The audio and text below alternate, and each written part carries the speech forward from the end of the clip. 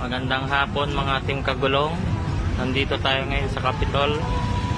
Bibisita tayo, mamamasyal tayo dito para sa 15th Grand Ammungan Festival po. Kaya tara, samahan nyo ako. Yan, sa Dupas del Sur, ang bahay nila. Gawa sa kawayan at mga panang nyog, bao ng nyog. Ayan o. Hi, Aaron. Ito naman po sa Aritaw. Yan. Dito yung mga sibuyas. Ayan o. Aritaw. Panagsisibuyas Festival. Ayan.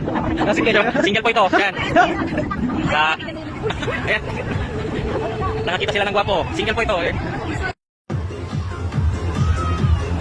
So, yan po yung mga produkto nila.